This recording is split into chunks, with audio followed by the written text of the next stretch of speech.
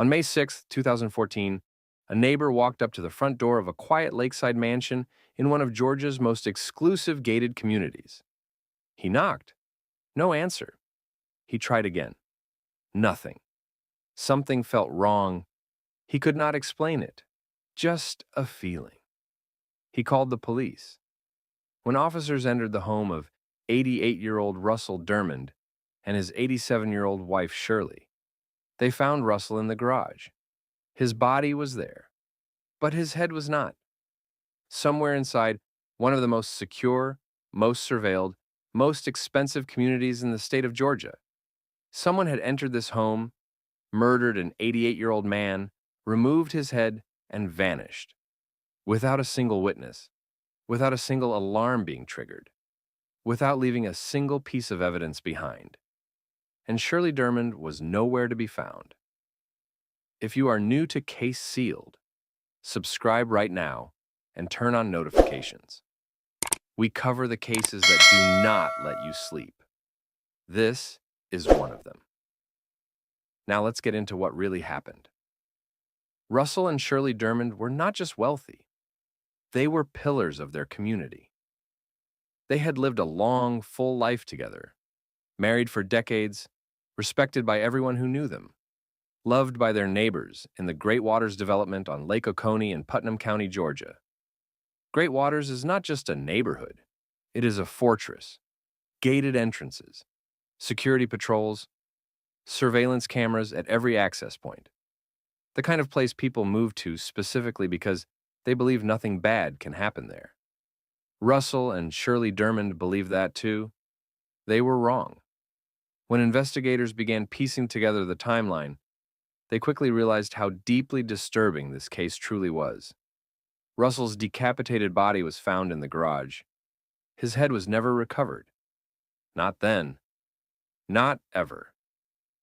There was no sign of forced entry. The home appeared largely undisturbed. Nothing of obvious value had been stolen.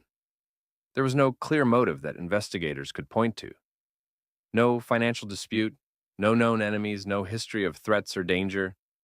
Just an 88-year-old man, brutally murdered in his own garage in a locked community, with his wife missing and no explanation for any of it. Where in the world are you watching this from right now? Drop it in the comments. I read and reply to every single one. Let me know you are here. For 10 days, investigators searched.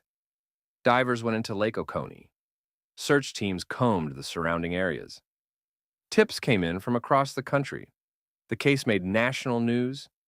And then, on May 16, 2014, 10 days after Russell's body was found, Shirley Dermond's body was pulled from Lake Oconee. She was approximately 12 miles from her home, 12 miles. Her cause of death was determined to be homicide. She had been murdered, but unlike her husband, her body showed no signs of decapitation.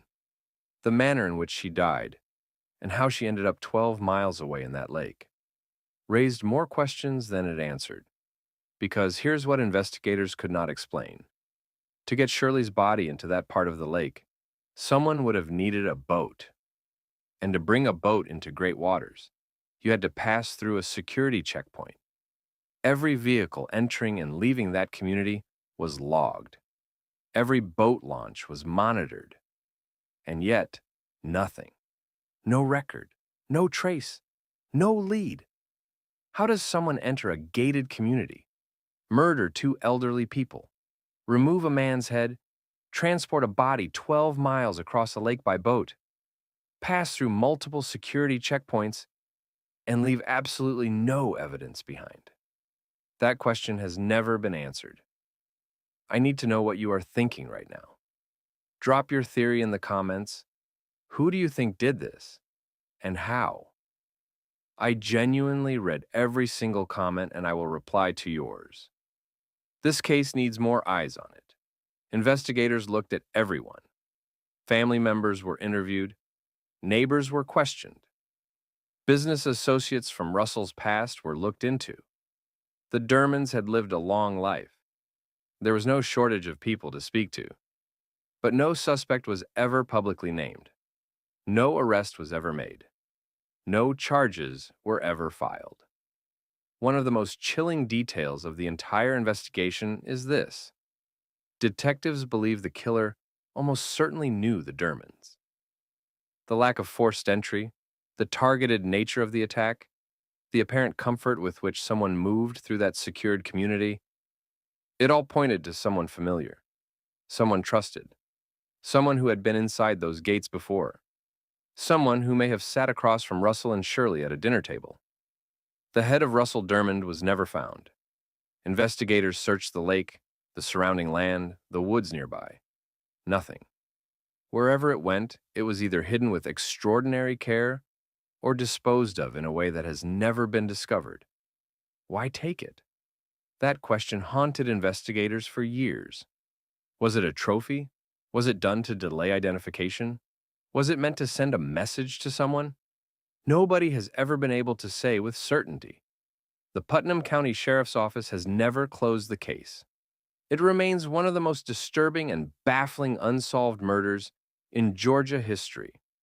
A crime so precise, so brutal, and so completely traceless that investigators have publicly admitted they are still searching for answers more than a decade later.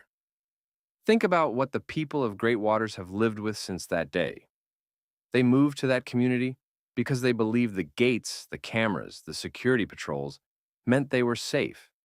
And then, two of their neighbors, two elderly people who had done nothing to anyone, were slaughtered inside those same gates. The killer almost certainly still walks free today.